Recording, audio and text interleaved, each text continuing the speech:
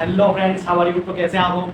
I hope सब बढ़िया होंगे, सब मस्त होंगे। आज हम पढ़ने वाले हैं प्लेटलेट्स के बारे में। क्या प्लेटलेट्स के बारे में सुना सबने होगा, प्लेटलेट्स के बारे में, पर ये बनती कहाँ हैं, कैसी होती हैं और इनमें क्या क्या चीज़ें पाई जाती हैं, किस चीज़ में ये हेल्प करती हैं, इनका फंक्शंस क्या है, वो सब चीज़ देखने वाले हैं। तो आइए बात करते हैं प्लेटलेट्स की। प्लेटलेट्स जो है अपनी बॉडी की बोन मैरो में बनती है। कहाँ बनती है? बोन मैरो में बनती है, अस्थि मज्जा में बनती है। कहाँ बनती है? बोन मैरो में बनती है। बोन मैरो में एक्चुअल में एक ऐसी स्ट्रक्चर होती है, क्या होती है? एक ऐसी स्ट्रक्चर होती है, एक ऐसी सेल होती है, क्या? Mega karyocyte. मेगा कैरियोसाइट जो है बॉडी की बोन मैरो में होती है। तो ये मेगा कैरियोसाइट जो है ये क्या है? इससे कुछ टुकड़े अलग होंगे। क्या? कुछ टुकड़े अलग होंगे। मेगा कैरियोसाइट सेल से कुछ टुकड़े अलग होते हैं, जिनको बोलते हैं फ्रेगमेंटेशन से। इससे फ्रेगमेंटेशन से कुछ टुकड़े अलग होंगे। ये टुकड़े टूट टूट कर क्या बन जाएंगे? ये टुकड़े जो है टूट टूट कर क्या बन जाएंगे? मेगा कैरियोट बन जाएंगे। क्या बन जाएंगे? मेगा कैरियोट बन जाएंगे। मेगा कैरियोट बन जाएंगे। इन मेगा कैरियोट को ही प्लेटलेट्स बोला जाता है। किसको?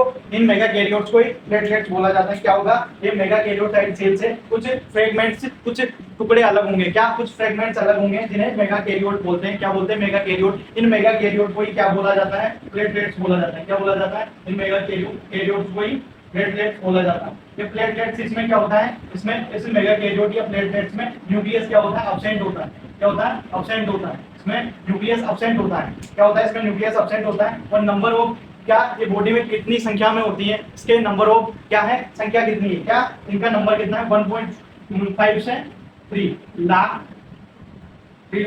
पर मिलीमीटर। क्या? पर क्यूब। क्या होता है? पर क्यूब 1.5 से 3 लाख पर क्यूब। इनका फंक्शन क्या है? ब्लड क्लोटिंग का।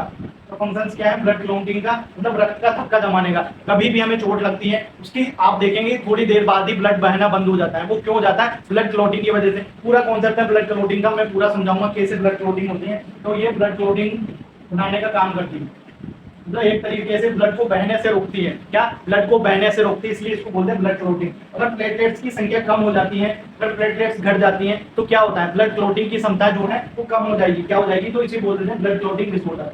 अगर प्लेटलेट्स घटते हैं तो ब्लड क्लोटिंग डिसऑर्डर हो जाता है, क्लोटिंग डिसऑर्डर हो जाता है। इस तरीके से मेगा कैरियोसाइट से कुछ कैरियोट्स जो हैं अलग होंगे, फ्रेगमेंट्स के द्वारा क्या होंगे? विखंडन के द्वारा टुकड़े अलग होंगे। इन टुकड़ों को क्या बोल देते हैं? प्लेटलेट्स बोल देते हैं। इनमें बेसिकली क्या अब्सेंट होता है? न्यूक्लियस अब्सेंट होता है। जो मेगा कैरियोट सेल थी, कैरियोसाइट जो सेल थी, उसमें न्यूक्लियस प्रेजेंट था, बट इसमें अब्सेंट होता है। क्या होता है? ये टुकड़े होते हैं। क्या? इन टुकड़ों में जो है ये न्यूक्लियस अब्सेंट होता है। और इनकी जो नंबर होती है 1.5 से 3 लाख पर एमएम, ये सब बता ही चुका हूँ। Thank you.